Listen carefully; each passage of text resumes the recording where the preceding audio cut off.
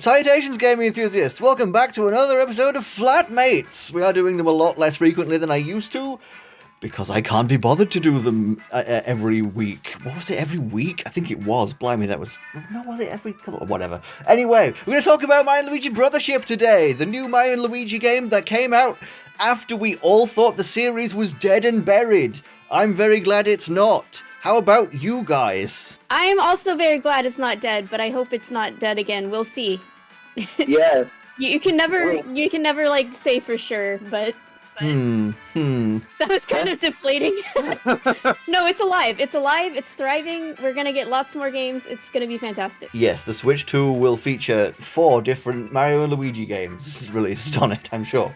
Anyway. We're gonna get Wario and Waluigi. We're finally gonna get Mario and Luigi versus Diddy and Donkey. It's gonna be great. We're getting all the dreams come true. That'd be amazing. I'm sure you've written the plots to 12 fan games already. Anyway, so yes, Mario & Luigi Brothership.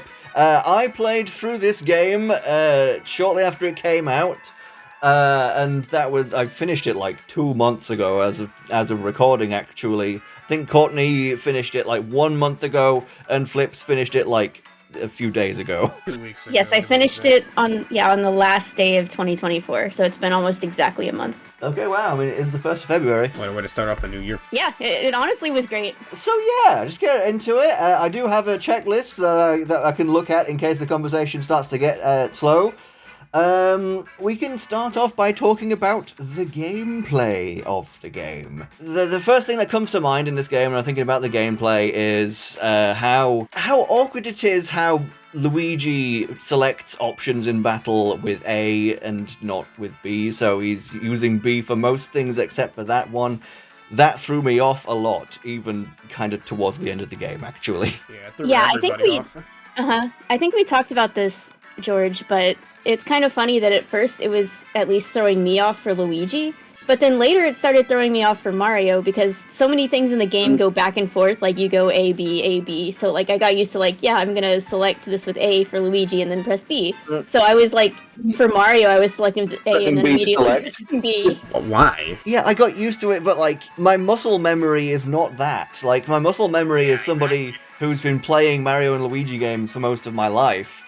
I kept getting it wrong, and whenever I like take a break from the game for a day or two, I'd go back to it, and suddenly I'd be doing it wrong again.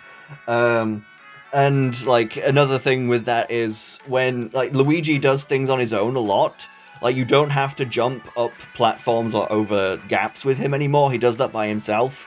And if you try and make him jump up platforms or over gaps, he will jump in place and cease his momentum suddenly to prevent you from doing it. Which is kind of annoying. I wish that we could turn that off. Felt like I was fighting the game early on, to be honest. Yeah, it was a really weird choice. Like, they got a lot of Mario and Luigi staples right, except that for some reason. Yeah, they clearly knew their stuff. Like, they played the previous games, and they got down the feel and the, previously used enemies and stuff. So it was just really weird that they got that part so different.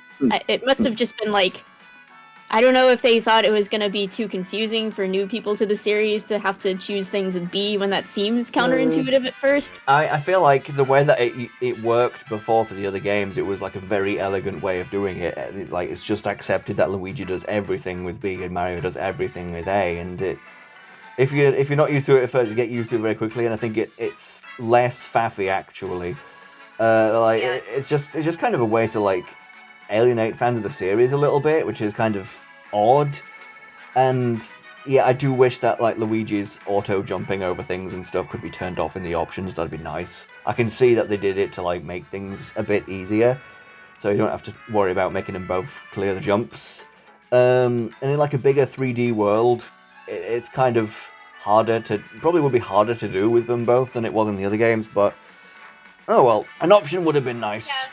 I mean, the funniest part is that Luigi's independence does end up getting used for some like puzzles and gameplay challenges and stuff. I don't know if there was anything funnier in the game than like those things where you had to go like count up the numbers. Like Mario would stand on tile 1 and Luigi would stand on tile 2, and then Mario would stand on tile 3 and so on. But like because Luigi goes at his own pace, and so I'm like, Luigi, stop, I'm almost there, and he would like beat me to it, and it's like, please, Luigi, slow down.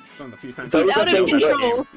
Those, I think, were actually my favorite puzzles in the game. They were actually really fun. You gotta like really have a good idea of where all the numbers are and where you're headed next, and after that you gotta be thinking a couple steps ahead. It was fun, but it was also just extremely hilarious to see Luigi just like go too fast and like mess everything up. Luigi, stop! What are you doing? I need to get there first. Stop it! But yeah, with like Luigi doing his own thing, that is like built into the game quite a lot with like Luigi logic, and how he like goes off and does things separate of you to like solve puzzles and whatnot. I do like that. That's fun. It's just the like normal jumping and things that just feels a bit awkward. Anyway, I don't want to complain about the gameplay through the whole gameplay section, because I actually, just generally really enjoyed this game, and it might be my new favorite in the series. I'm not entirely sure about that yet. Oh yeah, do you think we should maybe kind of talk about our like general view on the series like we did with the Paper Mario? Yeah, probably, yeah. That seems like. So yes, I started off with Partners in Time actually. I didn't play Superstar Saga until quite a lot later in my life. Started off with Partners in Time on DS, really enjoyed that one. I liked Bowser's Inside Story a lot as well after that. And for the longest time I went back and forth over whether Partners in Time or Bowser's Inside Story was my favourite in the series. And now it's Dream Team, I think, actually. And then I after I beat those three, I went back and played through Superstar Saga, and that one kind of rubbed me in an awkward way. I'm not super keen on Superstar Saga, and when people talk about how much they really love it, kind of confuses me, because I was not the most keen. I did not like the world is kind of hard to navigate and get around.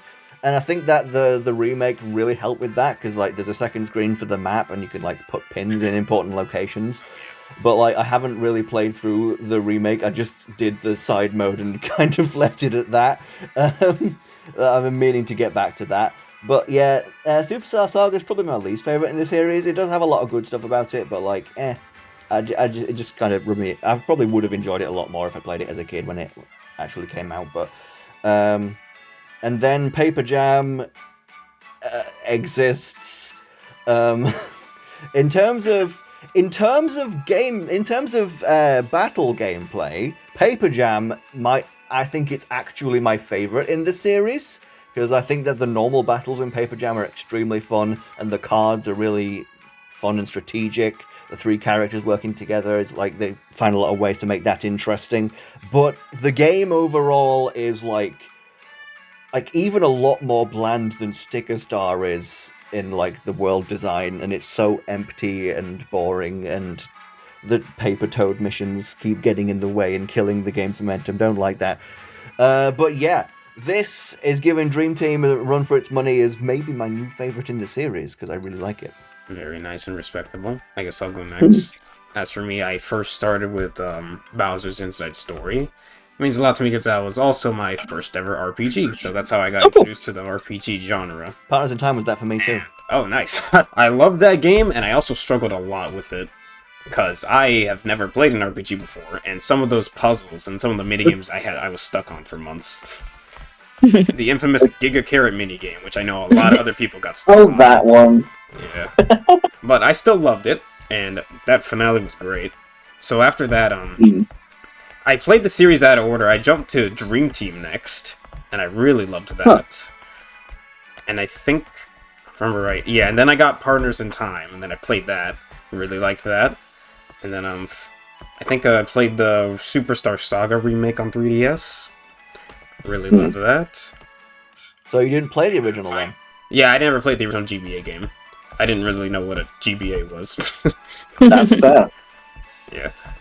And then finally, Paper Jam. Wait, am I doing this out of order? I'm trying to remember. No, I played Paper Jam after Dream Team, and then I played the remake, Superstar Saga remake. And then I didn't get the Bowser's Inside Story remake, and I guess that was a good thing, because it's not a good remake for a lot of people. Yeah, I did get it, but like, yeah, no, I have gripes. I made a video about it as well. I They also made own the, it. There are they made, dozens of us. yeah. Yeah, after I they watched made, Sugar Conroy's playthrough of Bowser's Inside Story, and he okay. just, if you watch that, you'll see all the downgrades he mentions in the remake, and I'm like, oh my god. Yeah, the giant battles are kind of like watching paint dry, but more boring. It's funny you should mention struggling with the puzzles with Bowser's Inside Story, because Partners in Time being my first RPG as well, I didn't really know how RPGs worked, and I ignored almost all of the enemies, and that made the bosses really, really hard, and I'd always level up like every character like 3 times in a row after I beat a boss, because I was so underleveled for everything. But yeah, and then Alpha Dream went bankrupt. I was big sad. And then suddenly, oh my god, a new Mario and Luigi game. I can't tell you how happy I was. Mm-hmm. And then I got the game. I couldn't play it every day because I'm busy, but I was trying to burn through that, and I have some issues with the game, but overall, I still really liked it, and I'm just happy that the series is still around.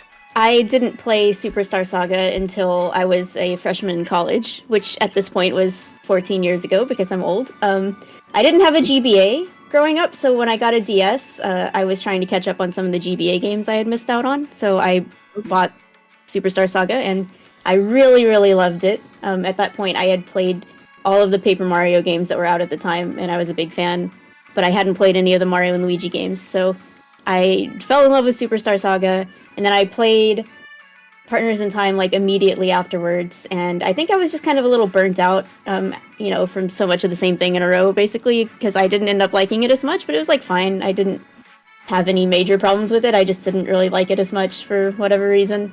And then I played Bowser's Inside Story pretty soon after that as well. But I gave it a little break in between, and I liked Bowser's Inside Story a whole lot. And then I played Dream Team when it came out, so at that point I had caught up, and I was able to... Actually, I started playing Dream Team when it came out, and then I kind of like fell off because I was busy at that point in my life, and I came back to it like a year later and finished it. Dream Team was okay. I remember being kind of a defender of it at the time when a lot of people were criticizing it for having too many tutorials and whatnot, and I was like, no, it's pretty good. I mean, it has some issues, but like, I don't know. Things seem to have like changed. My opinion on the game hasn't changed, but now I feel like a hater or something because so many people have come up and said that they adore Dream Team recently, and I'm just like in the same position where I'm like, it was just pretty good, and like I have my gripes with it, but now I feel like I'm more negative towards it than a lot of people. But yeah, the freaking soundtracks in Mario and Luigi are always just absurdly good, and Dream Team's music is, I think, my favorite aspect about it, and the art style is just so vibrant and like really cool looking. Absolutely. Yeah, they went for like the best looking game in the series to the most boring looking game in the series with Paper Jam, didn't they? And so Paper Jam is the only Mario RPG I have not played, unless you count like Puzzle and Dragons or whatever. But I have not played Paper Jam because I just was not happy with like what they had done to Paper Mario at the time when that game came out, and I just skipped it. And I want to play it at some point, and I thought I might try to get to it before Brothership came out, but I just didn't have time. So, I have a friend who says she'll let me borrow it at some point, so I gotta get around to that. But yeah, I just haven't played that one, and I don't think I'm missing very much, it seems, so it's not been super high on my priority list. You're not missing much.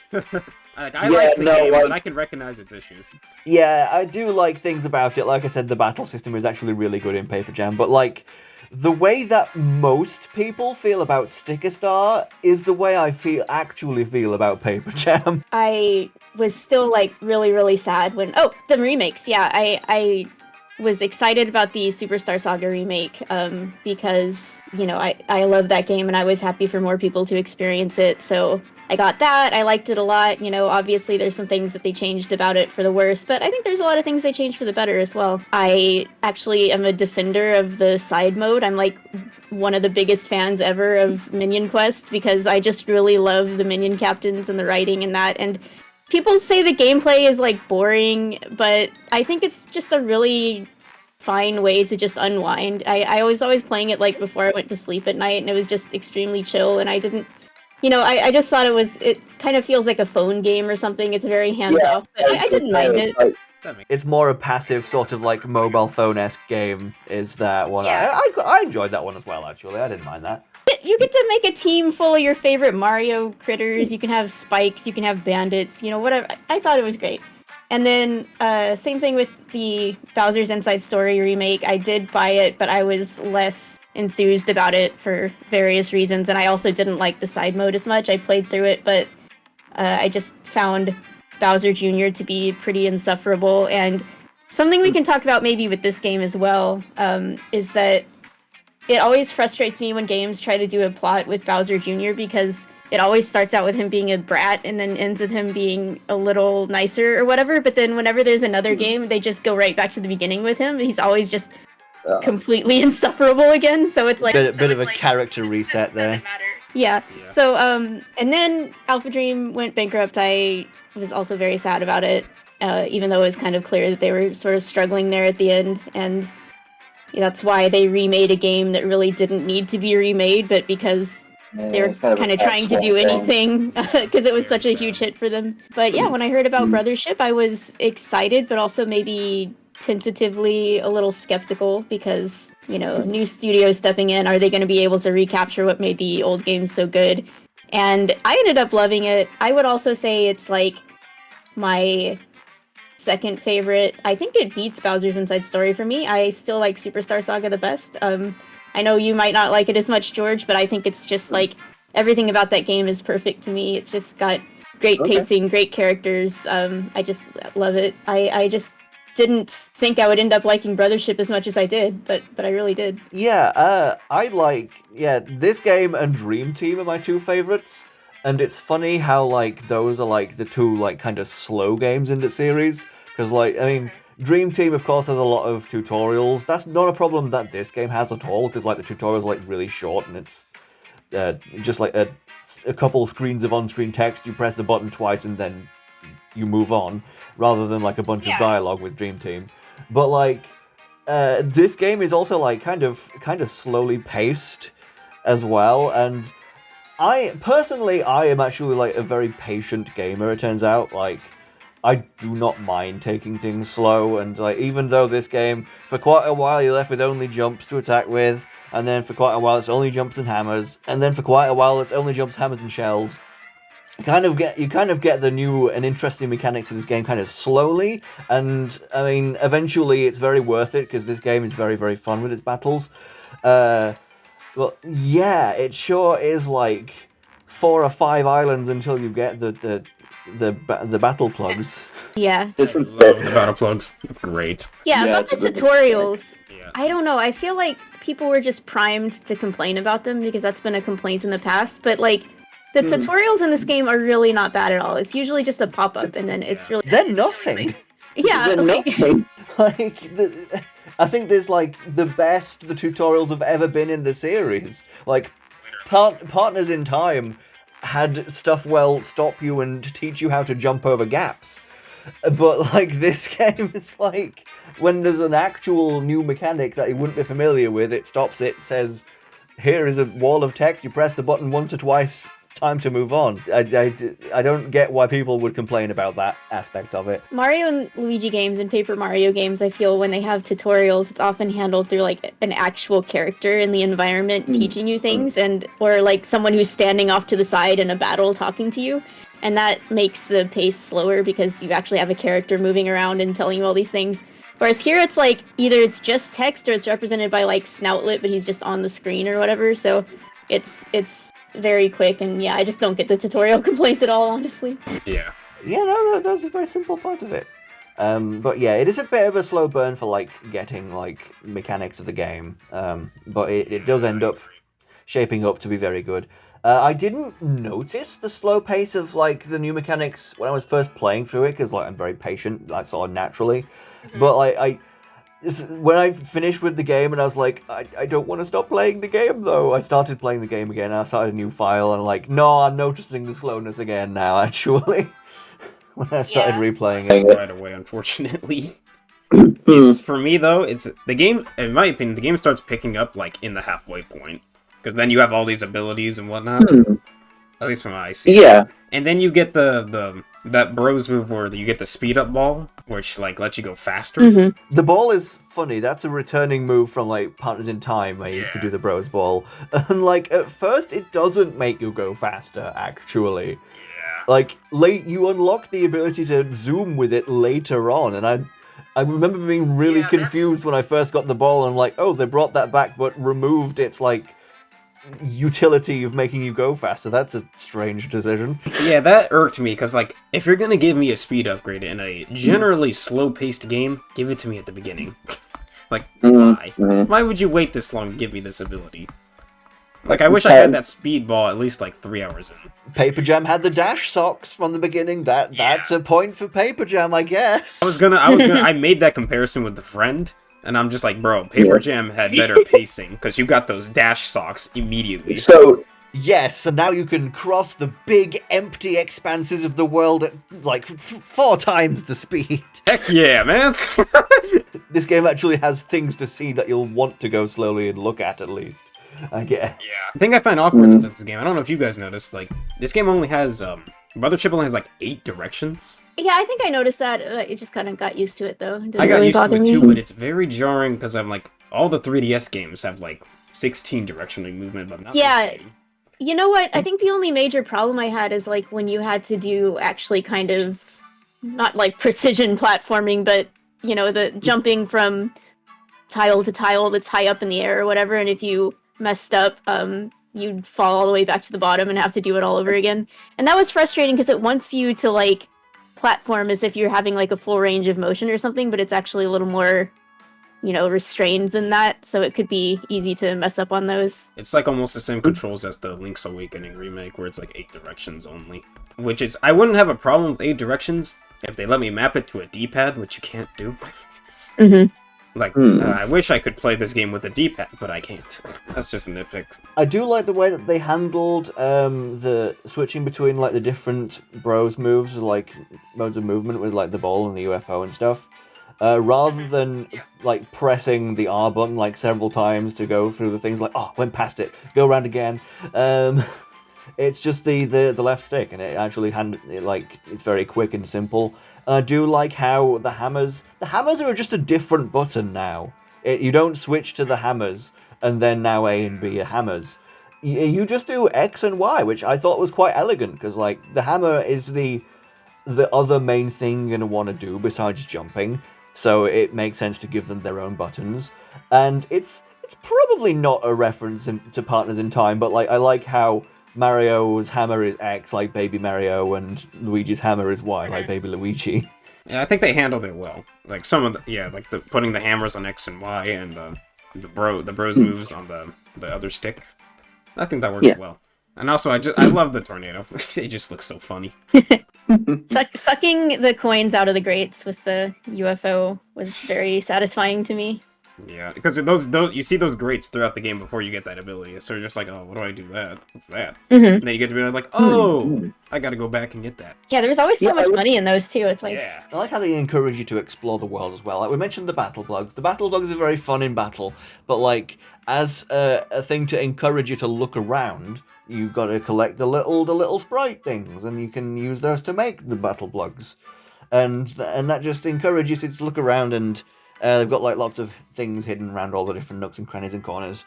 The world does not feel empty, unlike a certain other game that we've mentioned. There is a very slow build to this game, but I think it does a really impressive job of like snowballing, like both in story and gameplay. Like it starts out slow, but it's like, okay, we get another piece here, and then, you know, we get another piece, like we get more battle plugs, we get more bros moves, and it just adds up in a really satisfying way. But it also does the same thing with the story, where like it starts out really simple, but then more and more elements just get introduced over time, so that like I felt like once it gets going, there's not like a padding or like a lull or dead time or whatever. Like it starts slow, but then it just gets better and better, instead of like, you know, starting strong, but then it has this boring part in the middle or whatever, you know? Well, you see, for me, the boring parts were like, well, you ignored the side quest, but I went for 100%, so I did every side quest. And this is where the whole thing... No, I did the side quest. No, we did the side quest. Oh, okay. Well, my bad. I must have misinterpreted, but when you're on the... and you click on an island to go to it, you just have to wait for the sail to go there, and I'm just like, wow, okay. Yeah, I mean, you do get the upgrade to the speed, like, fairly early on in the game, and that definitely helps a lot. And then you get the better upgrade, which made me ask the same question, why didn't I get this at the beginning? Oh yeah, just to be able to jump 2 places. Yeah. It's like, oh my god, you know how much I would have liked this sooner? That's at, like, almost the end of the game. Why are you It's giving kind me of this a at weird- the end? This is absurd. It's a it's a weird compromise because, like, you know, you have to wait for your brothership to sail over to whatever island, and it's almost like they intended you to do stuff while you were waiting. Like, oh, while you're waiting for it to sail over, you can go talk to some NPCs or do some little side quests or whatever. But I feel like you don't really have enough time to do anything substantial, especially once you get the speed upgrade. So it's not like you can really use it as a time management sort of thing. I almost wonder if they had some kind of activity to do on Shipshape Island that you could, almost like a little farm sim or something that you could do in your spare time while waiting, because as it is, it's not enough time to do anything important, but it's like you want to do something because you're also just waiting for a bit. Yeah, okay, yeah, a couple of mini-games on Chip Shop Island would have been neat, actually. That would have been good too. Oh, there is the fishing, I suppose. I'm not a fishing minigame fan in general. Yeah. Not really. I only really did the fishing for the couple of side quests that required it. This is actually interesting. What did you guys think about the whole ship-shape, or ship-shape island concept? You know, going from island to island? It reminded me of Zelda Spirit Tracks, which is not something I expected to ever say about a game again, really, but... I was expecting to hear Wind Waker, but okay.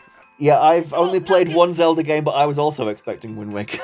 It's like Wind Waker in like aesthetic, but the thing about Wind Waker is you can really go anywhere on the open ocean and find little secrets and little treasure that's at the bottom of the ocean and stuff like that, whereas Spirit Tracks, it's literally on rails, so you just kind of gotta like go on these paths.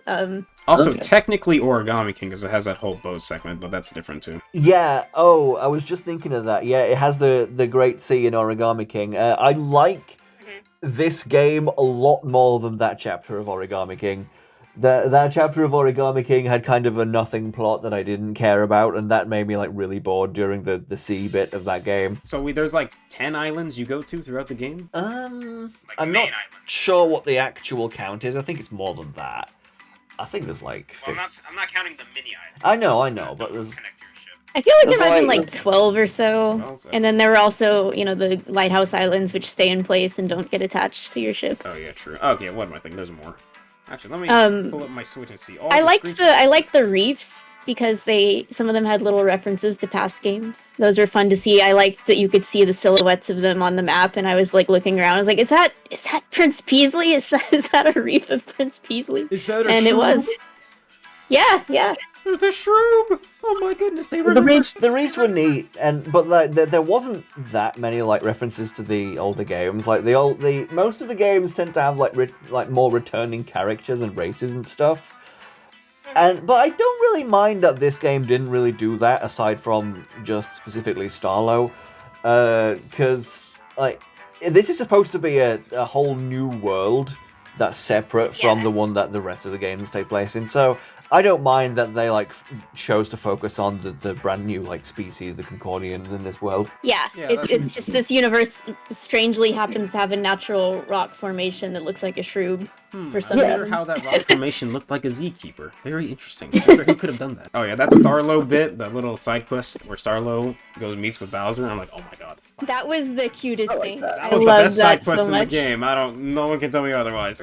They're just good old friends. I like that. I like that he still calls her Chippy. That's nice.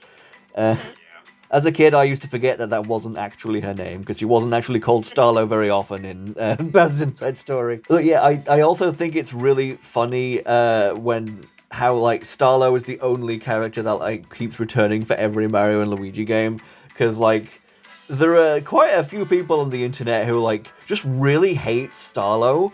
And I think it's hilarious how far they go with it. Like, I want her to die. How dare she besmirch Luigi's name? And she's like, it's not that serious. She like lightly teases him. I don't think he really cares, to be honest. Months ago, I had that like viral tweet where I joked about Starlo being dead because she wasn't in like the first trailer where they showed Snowlet or whatever. And I got like thousands of retweets and like people I got to see people's actual like burning hatred for Starlo firsthand. And I was like, yo, I was just joking around. It's holy crap, some people out there really, really have it out for her. And I'm not like I'm fine with her. I think I got a little burnt out on her and like tired of her because I like seeing new partners in Mario RPGs, and I didn't think she was interesting enough to show up in like 5 games or whatever. But you know, and here she is like not actually very important. She's just kind of there now and then. She's like not even like present for most of the game. So like we have Snoutlet in this game, and I quite like Snoutlet. Snoutlet is great. Yeah, I agree. I love her. You know, speaking of presences, I was so happy when we saw Plessy and like all the Peach and the gang was riding him or her. But then we never see Plessy again after that. I'm like, what the heck? Where'd she go? It's weird. Yeah, I don't know because it's Dory, by the way. It's not Plessy. Dory. I'm sorry. SMH. Dory is blue. Plessy is orange. Get them straight. I'm Mario nerding now. Dory's been getting a lot of love lately between the. Well, I don't know if you played the last Spark Hunter yet, George. I think I played it recently. Yeah, that's right. That's right. There's a Dory in that too. Anyway, but I think it's because like saving the Dory was like an optional side quest. So I don't know what happens if you don't do that. Does Dory die? Yeah, I don't know because like you have to go get medicine for it, but it's one of those time limited side quests. So if you don't do it, like what happens? I'm really curious. That would be really sad if Dory dies. Yeah, but then maybe they just don't show it for the rest of the game, because, like, what if you didn't do that side quest and the Dory... A gravestone just appears on the beach, and nobody brings it up. I just looked it up. I can't believe I mixed up Plessy with Dory. I am such an idiot. Tut, tut, tut. Fake fan. No, don't do that! I love 3D World.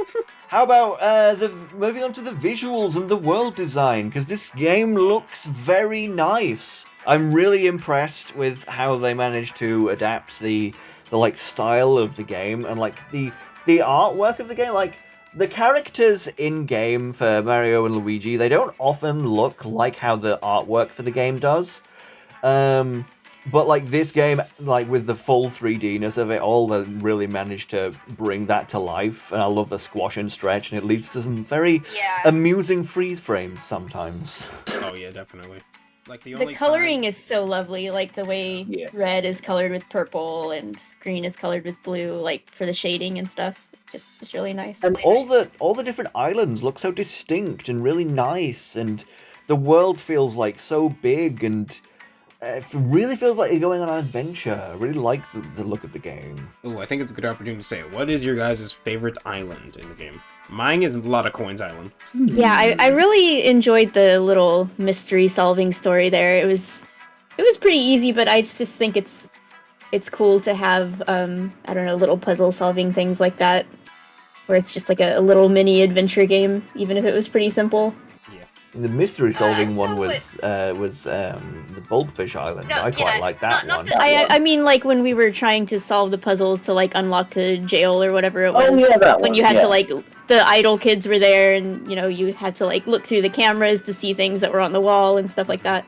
Wait, important question. Did you guys put Luigi or Peach in there? Which one did you choose? I chose Peach because she really wanted to do it, and I thought, I don't know, if you say no to Peach, then does she get to be as involved in this part of the story? And, you know, I thought maybe Mario wouldn't, like, want Peach to volunteer to get kidnapped or whatever, but she did want to do it, so I was like, I'll let Peach have her agency here, because that's what she wants, so... Yeah, same, I did Peach as well. I chose Luigi because I thought that it would make that part of the game more interesting because you're on your own then. Yeah, what happens if you choose Luigi? Like, well, you got to go to the island by yourself and fight all the enemies for a while by yourself, and then you break out of prison as Luigi on his own as well, which is kind of fun actually. It seemed a bit kind of weird to like. Well, we didn't rescue Peach. She wasn't in trouble when we found her, was she?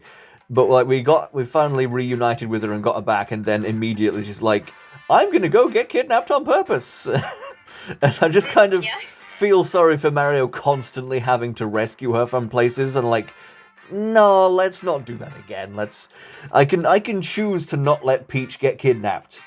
and I'm gonna choose that. Yeah. It's a very amusing cutscene if you choose Luigi, because like he goes to like get captured by a Snapter, and he keeps walking back to you because he's afraid. So they like bury him so that the bird will carry him away, and he can't get away. That's funny. Yeah, it's cool that this game had like choices, and if I ever replay it, you know, I'll try to make different choices, because a lot of the ones I was kind of torn on what to do. There was a choice later in the game that was extremely like obvious, and I would never choose the other one. But Did either of you like fall for Shun's very obvious trap? no, not that one, because I did end up at least like pursuing some of his suggestions just because I wanted to see what would happen. Because yes, his trap was very obvious. Just I just remember like if you go to the Flower Island, Shun is there, and he's just like trampling the or it's the jungle one where you're supposed to go get the Rafflesia flower, but he's just like trampling on a bed of flowers, and he's like, haha, I destroyed your flowers. I don't remember, but Do you just end up going to the correct one after seeing him mess around with the flowers and stuff then? no, like if you solve the problems there of like the Zocket minions being there, you get to ultimately choose whether you want to go with that or go with like the original suggestions. I remember I went with like I did end up going with the Rafflesia flower, and I went with the cake topping stuff that was from the Ice Island, or because that was like for Heat Freeze Island or whatever it was, because that's where they were from, so it seemed like more important to get. Yeah, the cake thing was from Slip and Glide. Because like otherwise like my friend showed me what the other one looked like, the Lotta Coins cake, and it was, you know, like the fancy cake, but it looks a lot more, I guess, serious and like minimalistic, and I think the one from their homeland is way cuter, and it would also be way more personal. It's interesting, I played this like a month after I got married, so there was this whole like wedding side quest, so it was really cute to go through. Yeah, I really like Bernadette and Chilliam, and they're a really, really cute couple, and I really just like big grin on my face whenever they're like flirting with each other, like, oh. I know, and they were like talking about how they met and everything. It was so cute. I love them. A really, really happy moment of the game with the big wedding. That was like really nice. I loved that a lot. We need to see more chubby ladies in these games. Yeah. Get that short side quest where you like eavesdrop on Peach and the others talking about the wedding. Yes. And then the camera pans and then just shows them clapping. Yeah. The subtle lore drop of Starlo actually having 8 heads. That's not actually her true form. Did you guys see the artwork that I did of that? I gotta say, the smile on my face when I finally saw Starlo in the game was like, oh my goodness! And then the bigger smile on my face when I finally saw Peach. Yeah, that was great. That was really funny. I'm like, oh my god, Yeah, finally honestly, Peach, it's Birdo, damn it. I did not see that coming at all. They were like, oh, there's just a lady here who's all in pink and she's so pretty, and I'm like, alright, we got Peach. And then when it like panned to Birdo, I laughed so hard. Actually, on the topic of the enemies in this game, there's some returning enemies from other games. Did you guys recognize them? Yeah, and like some like alternate versions of them as well. Like I think there's that tree enemy you fight in the Dimblewood and Bowser's Inside Story in like the maze part. Yeah, Trevel. It's Trevel, yeah. It's metal now. It's like rusty metal. That's so cool. That's neat. And then you see the little ice and magma monsters from Dream Team. Mm-hmm. And those are interesting because they only appeared in the Dream World in Dream Team, so they're real life now. That's interesting. They were always real, just in an alternate dimension this whole time. Kind of like how, I guess, like, Shy Guys and stuff were all from Subcon, but then they started coming into the Mushroom Kingdom. I don't know. Theory crafting. Dream Team should have had more Super Mario Bros. 2 references. That would have been nice. I agree. It should have had Wart in it, but, you know. Yeah, just have Wart as a boss for, like, a little arc. That would have been fun. I'm thinking about the battles now. What did you guys think of the music in this game? Because the main composer from the other games wasn't making the music for this one. Yeah, it's not Yoko Shimomura, but, like, I think the music in this game is still stupendous regardless. I agree. Yeah. I think there's still some bangers. My only major complaint is... okay, I don't know. We're obviously going to talk about everything, so spoilers, but, like, the Zocket battle just having the exact same music as the rest of the boss battles is really disappointing to me. I was gonna bring that up. Like, there's, like, 3 boss themes. There's, like, the normal boss theme, there's, like, the one for the Great Lighthouse bosses, and there's, like, I assume Reclusa has his own boss theme as well. I don't remember exactly what it sounded like, but, like, Yeah, they could have done with a couple more boss themes that would have been really handy. Like, Zocket is, like, ultimately the main villain of the game. Like, he's the bad guy for, like, 90% of the runtime, and he doesn't get his own boss theme is a crime. Yeah, especially because I love the main boss music, but it's so, like, jolly sounding, and it just doesn't fit Zocket at all. Yeah, it doesn't... No, Zocket's an edgelord with 2 massive swords. He really needs a cool boss theme of his own.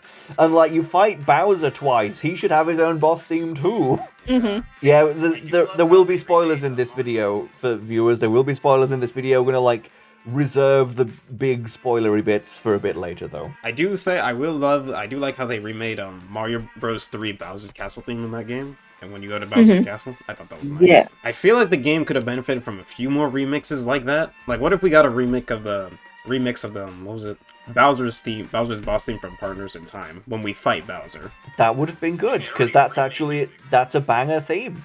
There is also another part of the game where the World 1 theme from Super Mario Bros. 3 plays. There's a remake of that theme in the game as well, if you noticed that. That was in, spoiler warning, the Mushroom Kingdom. Yes. Where we go to quote-unquote the Mushroom Kingdom. It's that, you know, that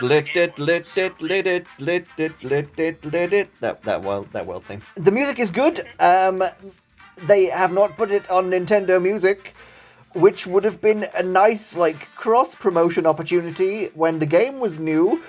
But, oh well, I'm really excited about Nintendo Music. It's something I've wanted for a long time. And it's just so slow with the upload. It's gonna be a slow burn. There's no Mario and Luigi games on there yet. There's no Mario RPG games at all. I was so sad when I opened it up for the first time, searched Paper Mario, and got no results. But yeah, they need to upload soundtracks much faster than this, because this is painful. I get so excited every Tuesday, and then it's like some game I don't care about at all, and I'm like, anyway, right. Yeah. So the music is good. Yes, let's talk a bit about the characters. We've got the new race of Concordians in this game, and I quite like the way that they look. I like the character design, and of course there are quite a varied species with all sorts of like body types and different shapes and colours that they come into. I like the characters a lot. Connie's nice. I really like Bernadette and Chilliam, as we mentioned before. I like the extension core. Is it corpse or core? It's core. That's how you pronounce that, which is a little confusing, but... I really like the extension core. They're like French or something. They're a trio of goofballs. I love those guys. I also like the team. Yeah, they really grew on me. Yeah. I love Yellow's my favorite, by the way. I love that guy. Oh, Ello. I like Ello. He's the one who goes, I love Dory. And then we almost sacrificed them on that rocket, and I really thought they were dead. Yeah. That was so funny how it just like showed their pictures. I'm like, did we send children to their death? Like, why are we putting all of the children on the rocket and sending them off to explode? I know they volunteered, but also they're children, so maybe we should have told them no. Not volunteer for that, really. And then Technicky was like, okay, strap you on, get over here. Technicky is so good. I love her so much. I feel like, do you think that Technicky is autistic? Because I think that Technicky is. I think absolutely that Technicky is autistic. To be honest. I'm not like one to like headcanon everyone as autistic just because they're a little awkward or whatever. But like the specific way that she talks about her interests and like feeling a little socially isolated from other people sometimes and things like that, I think it's pretty strong of an interpretation. Her. I did not like her that much. Sorry. That's interesting because I've also heard other people say that, but I don't understand why. I think she's great. So they should have just slapped EGAD in this world. What was it that you didn't like about Technicky then? I don't know. Her personality didn't appeal much to me. Each their own. I don't know. That's fine. yeah. It just felt like, okay, you're gonna go through another struggle, and I feel like I've just seen this 10 times over again. I'll tell you who I didn't like, though. I'll tell you who I absolutely hate is I'm gonna take a Adapter. turnips. No, I love the turnip guys. I love I love Grumpy Turnip. He's so funny. Yeah, he's funny. I was just joking around. Yeah. So many people complain about Grumpy Turnip, and they're like, oh, I want him to die. Put him in the blender. But, like, I think I think Grumpy Turnip is really funny. Like, I mean, I'm a sucker for puns. I'd honestly not ironically, I'd like to live on Slip and Glide Island because like I'm not bothered by the cold and I love puns, and that's a society that just tells puns all the time, and I appreciate that. But yeah, I think that Grumpy Turnip is funny, and every time he shows up, it's like brings a smile to my face. I like that. Did you find the secret room full of Grampy Turnips? Oh yeah, I like near found the end that. of the game. Yeah, I found that. I was like, oh, so this is where y'all been. I can't tell you how worried I was because at the end of the game, I'm like, where's all the turnips? I feel like I'm missing an important collectible here. Where are they? And then they're all in that room, and I'm just like, oh, okay. So it's in like Recluse's castle or whatever at the end. Yeah, they're not like they're not. There isn't one on all of the islands, which I thought was a weird choice. I think there's several that don't have one, to my knowledge. Yeah, I don't think I ever actually found all of them. I think I was missing like 2 or something by the end. He tells you which islands that you haven't found them on. Yeah, I might go back and find them someday. I just didn't bother to do it. Oh yeah, I'm so glad they carried over like the boots, the hammers, the treasure, or what was it called again? The badges, the gloves. Accessory? Yeah, the accessories, that's what it was. You can choose which one of Wilma's kids you rescue first, and based on that, you will get either the guy who does accessory or the girl who does the gloves, or is it the other way around? I forget. It's been like 2 months since I played the game. I had Build It, and I think he does the accessories. I had Make It. I like her voice. She has like a nice soothing voice. She goes, "Oh, ma." Oh, I was about to say that.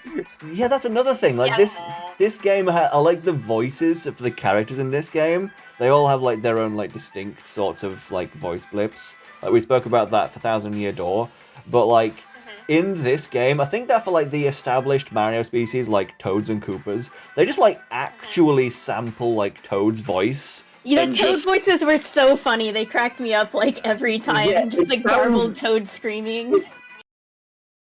It sounds ridiculous, and like I have played like Mario Galaxy like so much that like I recognize the specific tiny little bits of Toad's voice that they have sampled. I don't think Charles Martinet was voicing Mario and Luigi in this game. It was the new guy. No, this is Kevin Afghani. Yeah, I think he did a good job voicing them, in my opinion. I think, yeah, there were a lot of funny voice clips in there, and he did good with, like, the fake Italian, but... I don't think he was as good as the Italian gibberish as Martinet was, to be honest, but... Yeah. I don't think it was quite as good, but it was pretty good.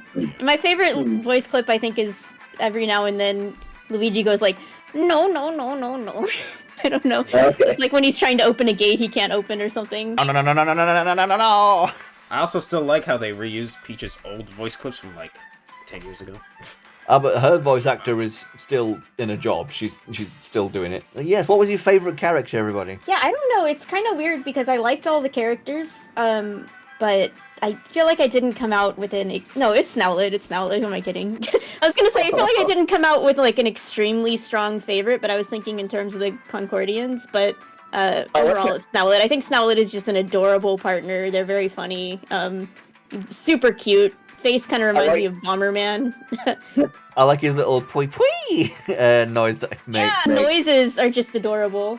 Although he very clearly has a New Yorker accent by the way that he talks in his dialogue, though. Yeah, and like he keeps trying to deny that he's a pig, but he makes all these like pig references as if he can't help himself, you know? Not a pig! 20 pig puns! Yeah, Snowlet's my favorite too. I think that mine... Just a very like pleasing design, also. Like I just like yellow and pink together. I do actually really like Zocket. Actually, I thought he was a really cool villain. Like, I won't get too much into that because I will wait for the big spoilery bit later. But like, I like Zocket. He's got a good personality. I think that my favorite character might actually be Technicky. I really like Technicky, and I felt very sorry for her with the like inferiority complex that she had with the Daphne. A Daphne, like worst character in the game, by the way. Yep. Absolutely. A Daphne. Yeah, the other genius. Daphne. Oh, her, yeah. Yeah, no, she sucks. Yeah, I just want to complain about her because I know I said a little bit about this on BlueSky, but she, in addition to like how poorly she treats Technicky, which is terrible, she does the like creepy, like she is trying to like creep on Luigi or like, you know, be very like handsy with him. Yeah, she really wants to bang Luigi.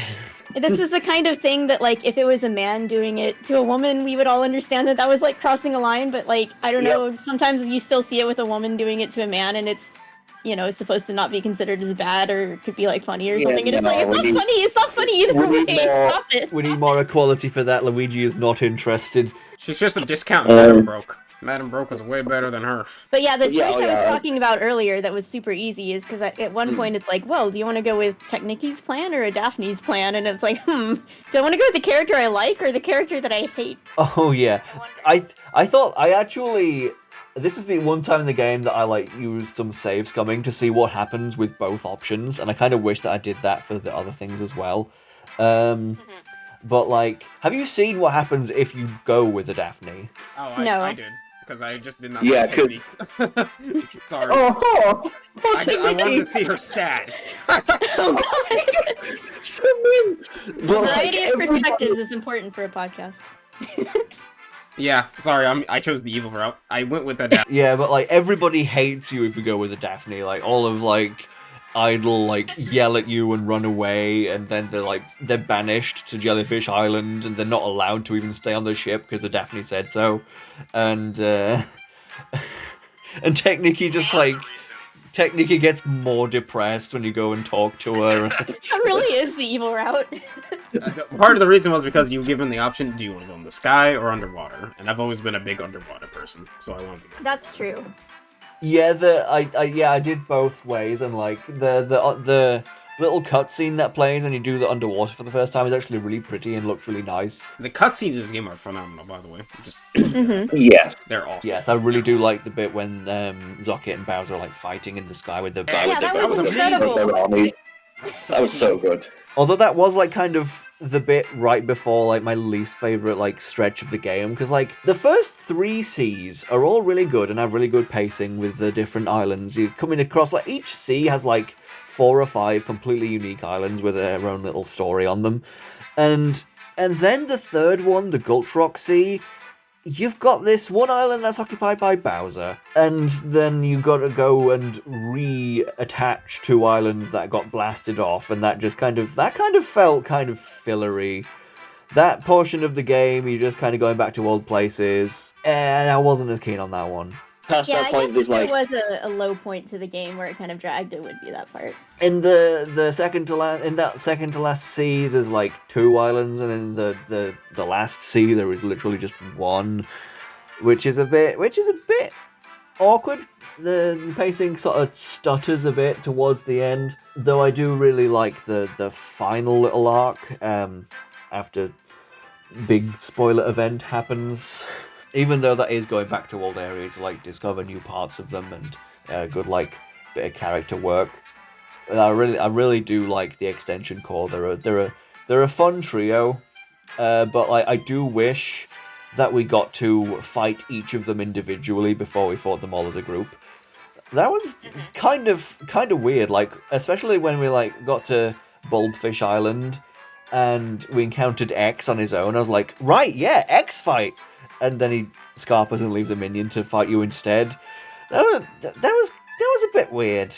Yeah, I think it would have been satisfying to see all their different things, and then like at the end, when you fight them all at once, they kind of get combined. But you can take what you've learned from the previous battles and put it together instead of trying to like figure it out in the moment what each of them does. And we kind of get a bit of that because like X like helps out the big barrel guy and gives him buffs now and then Sean also helps out Pipe Gunk and changes the area. I thought Pipe Gunk was really easy, honestly. Yeah, the boss. I think I like that boss, but yeah, it's kind of easy. Yeah, it was a fun mechanic with like changing the environment, but like I found it really easy. Did you fight the harder version though? I did, and I had a lot of trouble. Like I had a lot of trouble, especially with what's the first guy? What's the big plant guy that eats you called? Gobble something. I think gobble something. I think. whatever. I had loads of trouble with Goblick. Goblick. I had loads of trouble with Glom Goblick. A bit of trouble with the barrel one.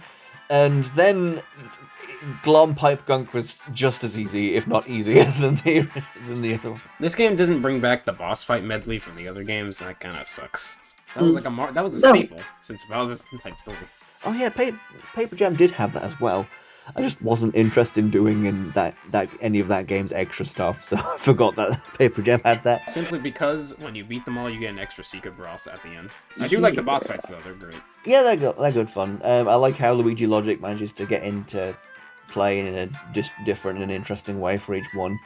Get like a little mini game with like the water pipes and stuff. I like those. I especially like the one where you're fighting the goop guy you mentioned earlier. Oh my god. What was his name? Pipe Gunk. Pipe Gunk, and then when Luigi Logic happens, you have to fight with the guy, like pull the remote back from him.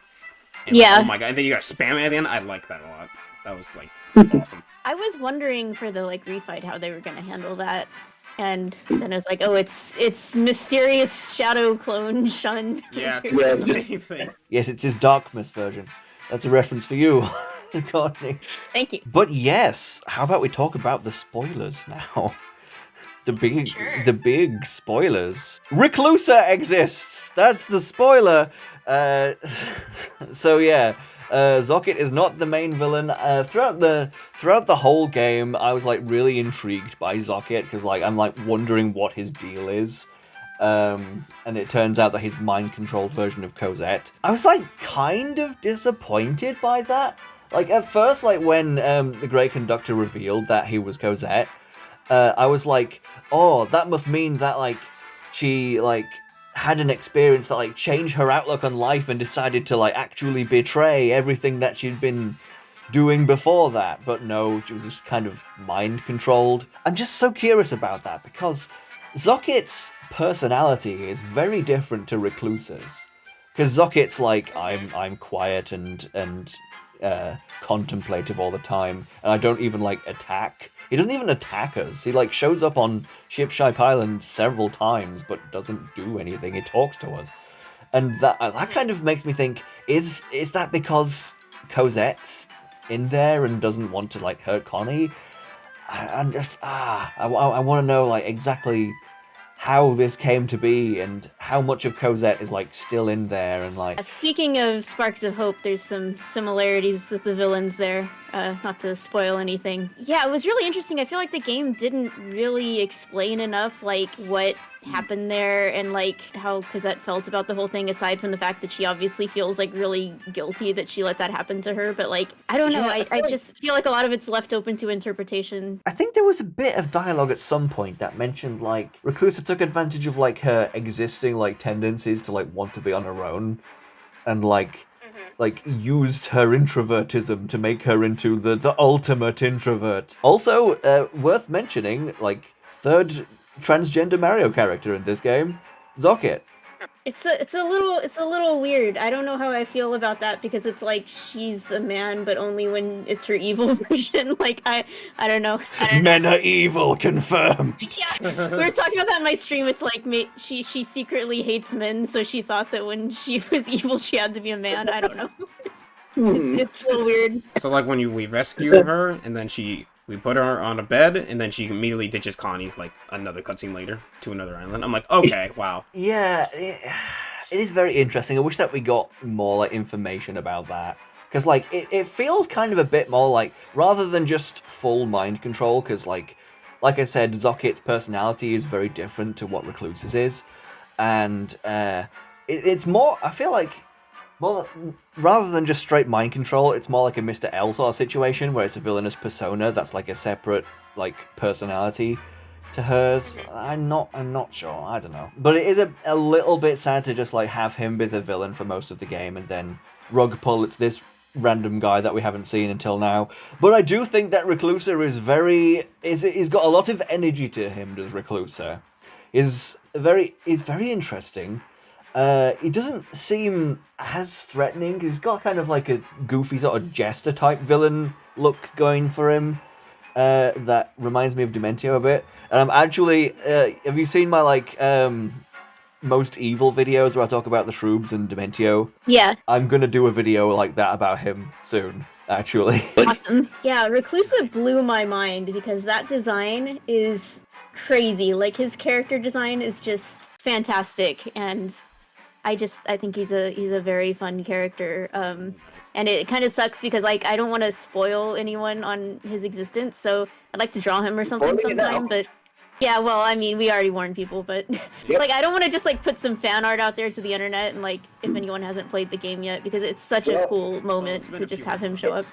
True, but it has been a few months. I'm gonna be putting him in a thumbnail soon, so people get on finishing the game if you don't want to get spoiled by me. Yeah, the immediately thing when I saw Reclusa is that design. I love that design. That's great. Like the screen face and like how expressive he is. Every character, the way they animate is so expressive. They did a good job on that. And I really like how the game really changes when he shows up and the flowers all come and like capture everybody. I'm a bit annoyed that we never tried to like, snip the flowers. Like, we could have just had a brief cutscene where they try and they're like, it might give them brain damage or something, I don't know, but... Yeah, I feel that was kind of implied, but they didn't actually confront it or anything, so... They should have mentioned it, but, like, that part of the game really makes me think of, I don't know if you know about this, but in Dream Team, after Neo Bowser Castle shows up, and zaps a couple of nearby islands out of existence, every single NPC on the entire island gets new dialogue talking about it. Across all of the areas on the island, they all talk about it. Like, the people who are just tourists are like, oh my goodness, I'm gonna die. The people who are working at the businesses are like, my boss won't let me evacuate, I have to keep working, I'm scared. And the Pillows that you've rescued, they're like, we know that Antasma is behind this, how dare he use the Dreamstone in this way? Because they know about Antasma and the Dreamstone. And then the Toads are like actually the bravest, because they're like, Mario and Luigi here, they're definitely going to save the day, we can chill. And that's a really interesting part of that game. And when I realized it, I just went around the entire island finding loads of new dialogue.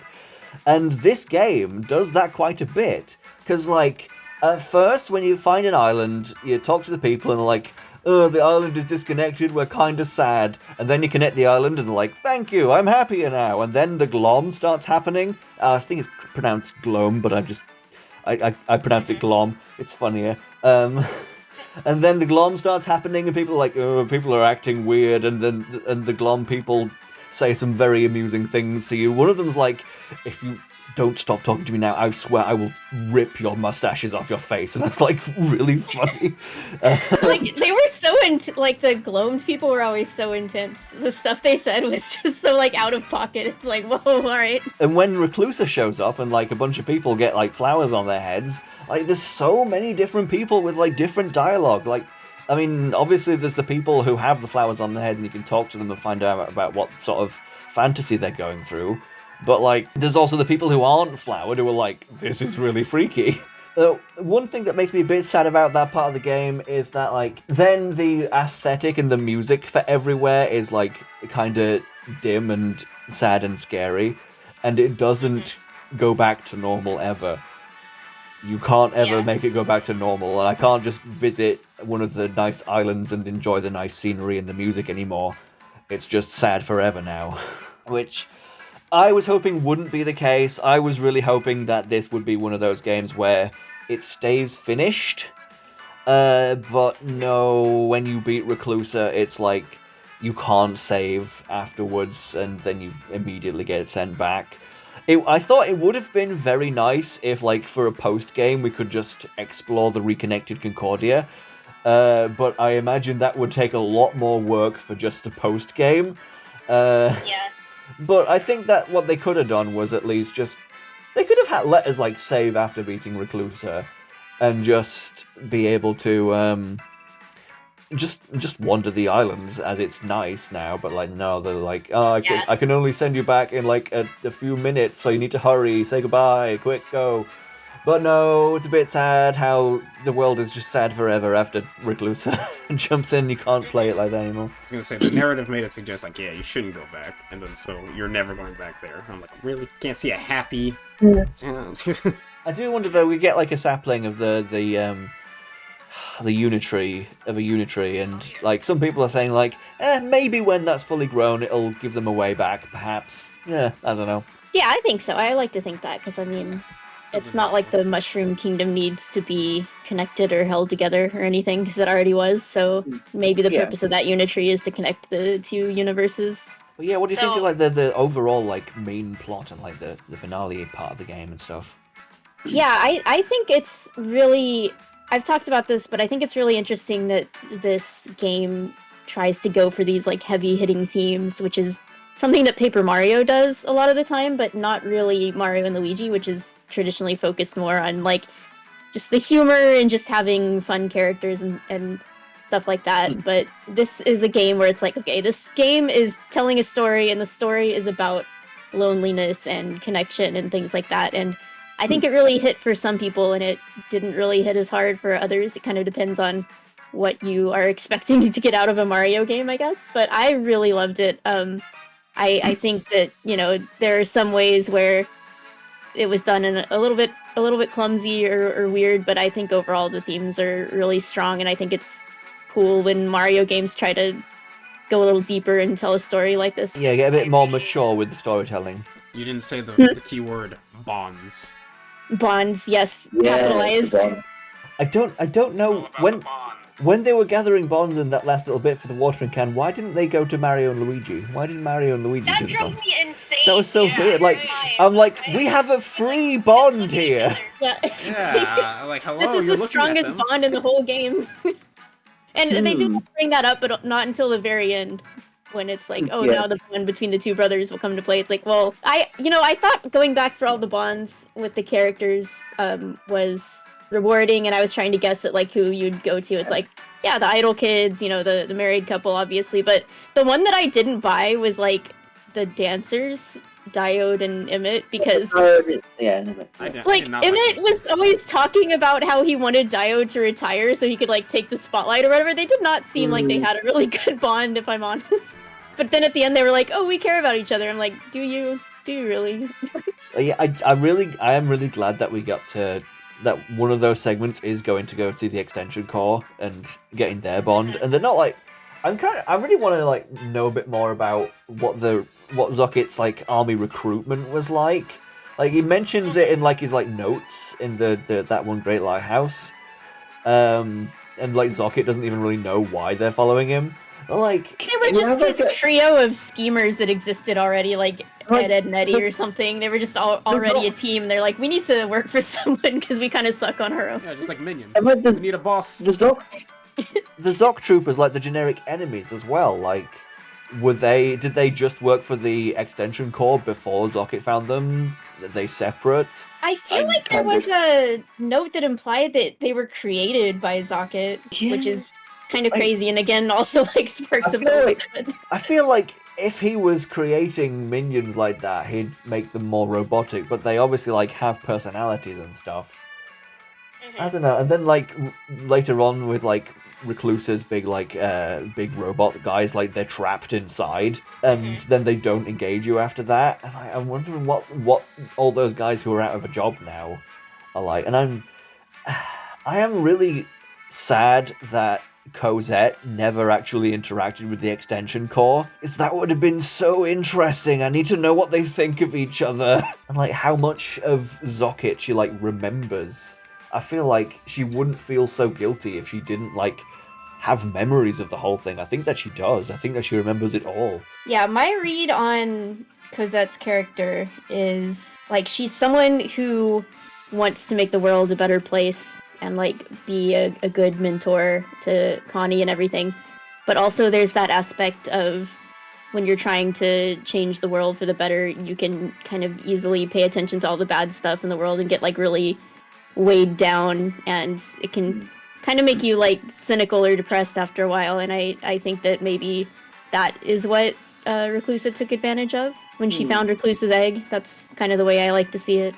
But Connie still is young, so she still has all of the like hope and optimism and everything. Yeah, I did kind of like her and Ark. They were just like little kids who were friends on the ship. Yeah, that was adorable. I like their friendship. I also think it's interesting that Zocket and Reclusa have kind of different approaches to loneliness and how to cause it, whereas Zocket is more about just being like actually isolated and setting yourself apart from other people, and Recluse is more like just distracting yourself so much that you don't have time to actually interact with other real people. Yeah, they're so different. Like, Zocket is, like, extremely, like, passive-aggressive. I feel like he's on purposely remembering people's names wrong, just to, like, let people know I don't actually care about you at all. Except for Connie. He does remember Connie's name just fine, I think. And I think that's another part of Cosette coming through, to be honest. But, like, Reclusa is not the quiet, scheming, passive-aggressive. He's yelling at you. He's, like, very, like, abrasive. He gets frustrated with Mario and Luigi because they're trying to break out of that fake world. Yeah, the fake world bit was so interesting. And, like, I kind of, as soon as it started, like, I knew what was going on as well. I'm like, oh, Mushroom Kingdom, oh, we got flowered, didn't we? Dang it. It took me a while to figure it out, because I thought, because Reclusa says, oh, I'm going to take over the Mushroom Kingdom. So I thought, oh, shoot. Yeah. And what we walked through, he's actually there right now. Oh, interesting. That's what I thought would happen, until I realized, oh, wait a minute, this is all fake, isn't it? I do like it is funny when, like, he's making Bowser appear and be really nice, and that's funny as well. I like that. I liked that part. I also thought it went on just a little too long. It's like, okay, I get it. And you have to, like, chase Recluse around, like, 3 times or something. It's like, okay, alright, I get the picture. I did think the, like, things only visible through the Lakitu's camera was kind of an interesting gimmick, though. I quite like that. Yeah, I did too.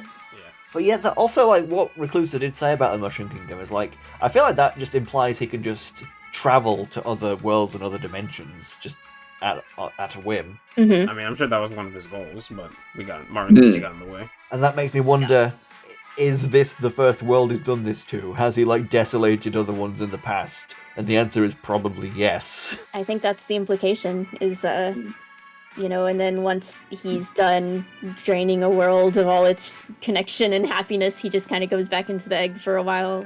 Can you see why I think he's a contender for most evil Mario villain? Absolutely. Yeah, I can see it. Do you think he beats the Shroobs and Dementio and Count Bleck for that title? I'd have to think more about it. I'm pitting him up against the Shroobs, I'm not sure. You think about that. Well, the Shroobs just wanted to conquer land, not dimensions. Right? I'm not going to say much here because I'm going to make a video about it soon. Gonna be right. The Shroobs just wanted, like, they were a planet, right? They found the Mushroom Kingdom, like, okay, we're gonna conquer them. I don't think they had any intentions of going to all these dimensions to get more, but... Well, that's the thing about the Shroobs. You've got to, like, think about long term. Like, what happens when they've consumed all the worlds in the universe? They're pretty technologically advanced people. I feel like eventually they might invent dimension hopping technology. When they run out of resources in one, they'll move to another. Think about that. It's much slower than Count Bleck and Dementio summoning a hole that eats everything in a week, but, like, technically kind of similar stakes. Well, the Shroobs are not completely off the table. Bowser still has them frozen in that cryo chamber, doesn't he? Yeah. And I had, like, when I was a kid, I was, like, obsessed with the Shroobs. I, like, wrote little fanfiction comics about them and stuff. And I always figured that, like, they wouldn't have put all of their eggs in one basket. If their home planet had died and they needed to set across space to colonize somewhere else, it would be very foolish to just have them all go to the same place. Because then if you fail, the species is dead. It would make more sense to split up a bit, so I feel like there's probably more out there. Anyway, that's not relevant to this game. Maybe that's why there's a coral reef that looks like a Shroob, because they tried to attack before. I don't know. Yeah. Get there. That's what I'm wondering about. Well, Zookeeper's kind of like a god of dreams, so it could have appeared to a Concordian in their dream, and they were like, I'm going to carve this reef in the honor of this bird. Wait a minute, I just realized something. Zookeeper also comes from an egg. Suspicious. I think not. Yeah, maybe like the egg is how Reclusa travels dimensions. Like, he's not able to survive a dimensional travel unless he puts himself back into an egg, because otherwise I don't know why he would do it, but... I also, speaking of, like, the Zookeeper's egg, you know the bros attack in Dream Team where you get to summon the Zookeeper to attack for you? Well, like, this game has a very similar thing where you can summon the Great Conductor, and you got to like connect. You got to like connect to all the satellites, and it's like really goofily over the top, like launching into space. I really like that, but it is an attack that takes a very long time to execute. I never did that one because it took so long. I don't care how powerful it is. I didn't do that one either. And then the final action command is like a really specific. You got to time it just right, or it's kind of rubbish, which is very sad when it takes such a long time to actually do. Yeah, the final segment of the game, pretty good. I like going for all the bonds and the can, and I also like the final dungeon. It's quite big, but like it tests a lot of your like the things that you've learned over the course of the game. Anytime we're split up Mario and Luigi, I always purposely avoid battles because I hate having them like level imbalance. Yeah. And it's just annoying to do battles with only one of them too, so I would just always flee. I don't mind the level imbalance. I actually chose to like give one of the bros the rank up bonus of get more EXP and not the other one. I thought that was funny. Oh, wow. That one of them is stronger than the other. Yes. Also, I do appreciate how they brought back some older bros attacks, like the Yoo-Hoo cannon and the jump helmet. I was like, oh, baby. Yeah, and they have some like different takes on it because the jump helmet is in 3D now, and yeah, and they brought back Bomb Derby for what, the third time? Is this the third time or the fourth time? Yeah, that was in Paper Jam 2, I forgot. And like I do hear a lot of people complain about that one, that they're really bad at it, but like I mastered the rhythm of that like a decade ago, so I'm good. That's my I'm most bad at that one for that's sure. my most used one. I know how to use that very well now over the course of 3 games. Also, the last bros attack that Mario gets... Yeah, that tornado. I thought that was a reference to the Luigi Neri tornado from Dream Team. I'm like, wait a minute, I've seen this before. No, it super is. That's gotta be, right? But yeah, this is a very good game. It may The have some gameplay issues, looked but I still think it's a good game, and everyone should play it. Please play the game, please buy the game so that Nintendo knows we want more. Please, buy it. Buy it. Yes. Yeah. We don't want to go another decade without knowing Mario and Luigi. Please, just buy it. Please, buy it. And if you do another crossover with Paper Mario, make it interesting this time. I agree. And at first I was a bit like concerned that it was like at the end of the Switch's lifetime they're releasing a new Mario and Luigi game. Like that feels like the worst time to release a new game, but like it's backwards compatible with Switch games, it's the Switch 2, so that shouldn't really make any difference really. I'm predicting that they might release a new DS Switch Online thing where you can play DS games, and if they're doing that, then obviously the Mario and Luigi series will come back on that. Right, any final thoughts? I'm sad because Bowser's minions were such a important part of this game. I'm sad that the minion captains weren't in it, but there were like a couple times where I was like, this Koopa is Captain Goomba. I mean, this Koopa is Captain Koopa. This Goomba is Captain Goomba. I declare it because they kind of remind me of them, but like there was one Koopa that was like telling awkward jokes and stuff. I'm like, okay, that's him. That's gotta be him. Yeah, I feel so bad for that one Koopa who like we fight on his own on his first day, and like Snoutler is like, "Are you sure you want to do this? Because we're gonna kick your ass." Yeah, that guy who said it was his first day, but then there was another Koopa who was like, that was my underling or whatever that I was training, and I think that's the one that I thought was Captain Koopa. And then there was like one Goomba on an islet at some point that was sort of like looking over and training the others. So I was like, that's Captain Goomba. But yeah, this is just me coping because I really like the captains and I was sad that they weren't there. Oh, I like the Shy Guys reference, Mario Party minigame. I was gonna mention Oh, that. yeah, I love that attack.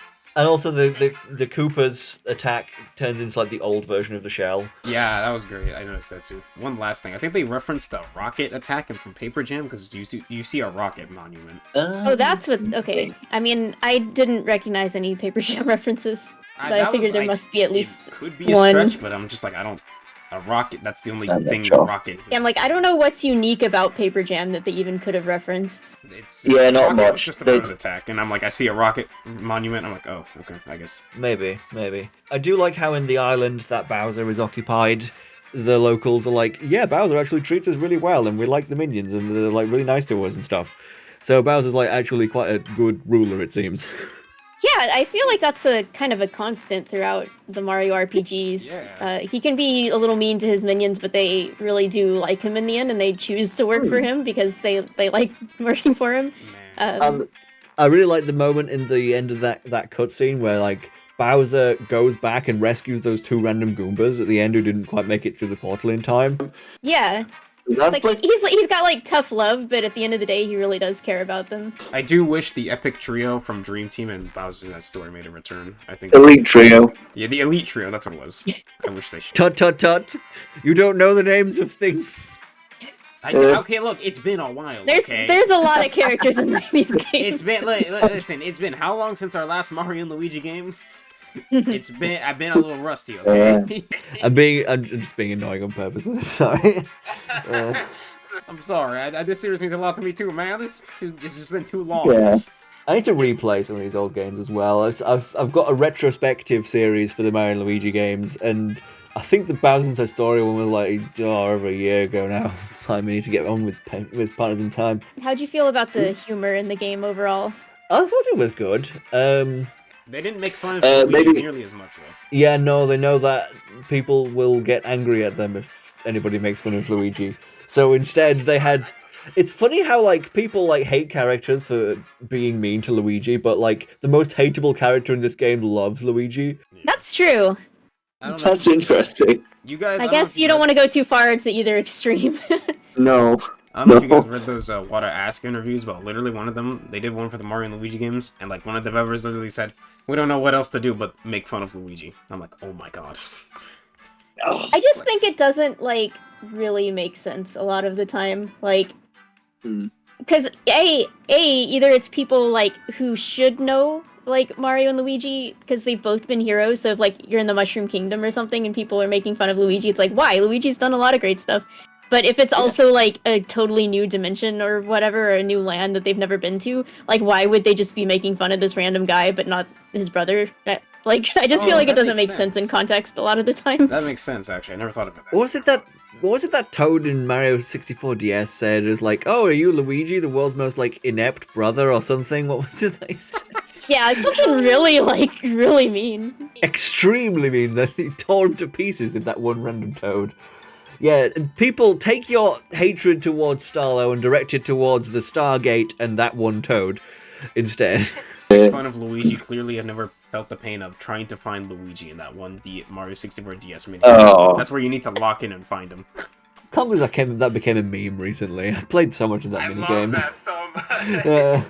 Would recommend this game with some caveats. You know, it's a very long game. I think it's the longest Mario RPG, not counting the Mario plus Rabbids games because the battles in those take so long. So they took me a really long time to get through. But so this game took me 58 hours, but I was streaming it, so I always go slower then because I like let text linger on screen longer, and you know I react to stuff. So obviously that adds a lot of playtime there. But it is a very long game, especially if you do all the side quests, which the game wants you to do because they are time limited, which, to be fair, the side quests usually are very quick, so it's not too much of an imposition to have to take some time out to do them before they expire. And they're worth it a lot of the time. You get some really charming dialogue and little bonus stuff, but sometimes they're less worth it than others. The funniest line in the game, Dad, I'm just going to come out and say it, you fart too much. Yeah, I could not believe that happened. I remember that line. That was funny. That made me This laugh. game had like 2 instances of crude humor like that, but they were both actually really funny. Because normally I'm not into like fart jokes and stuff, but this was like just so unexpected and also so real. I just felt like, I appreciate it. And the other one where like X came out of the bathroom and they were like, "Did you wash your hands?" And he's like, Shun, swap places with me. yeah. First of all, how does X even go to the bathroom? Like, I don't want to think about it too much. But, We're asking the real questions now. but yeah, play this game. It's great. They put a lot of love and care into it, obviously, and it has a ton of charm. So I love this game a lot. In this game, when we encountered the hotato stew, I got really curious about like how it tasted, and I tried making my own in real life, actually. And it looked kind of nice. I got into making stews this winter because of this game. Oh, nice. I'm also really curious about what the freaking potato ice cream is like. Yeah, I feel like this is supposed to be more of like a taro or some other kind of root versus just like your typical basic russet potato or whatever. But Nintendo's got to sell some potato ice cream. so we can all try it. Or just any Mario RPG merch at all, because this series has like no merch. That makes me sad. I think they released some magnets through Club My Nintendo, and that's about it. Boring. Give us like figurines or plushies of characters. Do that, Nintendo. I want like shirts. I gotta go through the Yeti to get my Mario RPG shirts. I want a little USB like storage drive that looks like one of the Zocket minions or something. Just plug that into your computer. It would have been such a funny merch opportunity if they like did like real life versions of the Legion of Stationery, just stationary but looking like them guys. Yeah, I don't even really like the Legion of Stationery, but every time I go to a store that sells stationery, I'm like looking for like a purple tape dispenser or something, just because I think it would be funny. But I never find one. On topic of Mario and Luigi merch, this is the most obscure merch that there is. I've seen this before, actually. Like, this is the kind of thing that I would actually like to see. That's an actual Thorful merchandise thing. Are these DS styluses? Yeah. Yeah. Oh, neat. I think they The were only Blorb's released in Toad Japan. one. Sadly, no Luigi striped sock in this game. We're not allowed to bring that back. That's banished forever. I think did that even appear in game, really? Or was that only ever an artwork thing? I think that was only in artworks, and I don't think... I mean, like, when the Mario movie was happening, I was like, oh man, are they gonna have the striped socks? And it never happened. I'm like, okay. Well, it's a good game. Had a really good time with it. Looking forward to replaying it someday. How would you guys rank it against the other ones? Hold on, I'm looking at sprites for Bowser's Inside Story to see if I can see if Luigi's socks are in this game, but I don't think... For me, Brothership is somewhere around the middle. It sadly does not beat Bowser's Inside Story, I'm sorry. But it does a lot good. I think I'd place it above Dream Team, but it's one of those games where I don't see myself revisiting. And like I honestly, it's weird to say, but I could see myself revisiting like Paper Jam and other game and like Bowser's Story way more easily. But this game, oh my god, 100%ing that. If you're gonna play this game, I don't recommend going for 100%. Just ignore the side quest if you can. It drags. I mean, that's just me. It's weird because some of them are really worth doing, but some of them aren't, and it's kind of hard to tell which is which. Like, gosh, I'm so glad I did the Starlo one where she talks to Bowser because that was just adorable. But then sometimes it's just like, I don't know, just go fight some random enemies for. Which yeah, that is a little more in your face because Starlo directly like brings it up to you. Yeah, that one is a little different from the other ones because you just it's just like one of those like why not. I'm right here. Yeah, I guess there are a few side quests where it's more obvious because they don't just pop up on your menu. It's like the character will come say something to you like, oh, I'm having this problem, and then you can choose to follow up on it or not. And I feel like those are always worth doing, at least.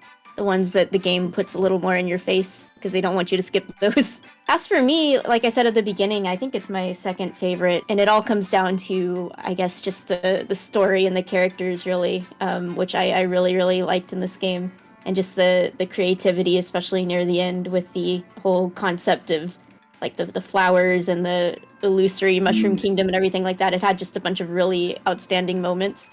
Superstar Saga is really important to me. That game had a big influence on like my art style and stuff like that. So I think that one's always going to be my favorite, but I would say this one's my second favorite. I like Bowser's Inside Story, but I think that, I don't know, I feel like I just don't like it as much as a lot of people do. I think it has maybe a little too small of a cast, and it kind of like relies the entire game on just like Fawful being a great villain, which is true, but I just kind of wish there was a little more to it than that. Fawful and Midbus are great, but that's kind of where the game shines for me, and I kind of just wish it had like more interesting characters and stuff. What this game has like over the rest of the series is like everything is bigger. Everything is bigger and everything is more. It has it has a big cast of characters, and like most of them are really good. Though I still don't know why Layden didn't give his son a name. He just like never named his son. Always just referred to as Layden's assistant. Like he literally named his son assistant when he was born. He's like an important character, and he has a distinct design. Why doesn't he have a name? I found that really, really weird. It's like, I kind of headcanon that part of why he hates his father is like, I'll get you back for not giving me a name. I also like the gameplay in this a lot. I really love the battle plug system. It adds a lot of fun and complexity, and I like how the system encourages you to keep trying new things because your plugs expire, so you've got to switch them out for new ones.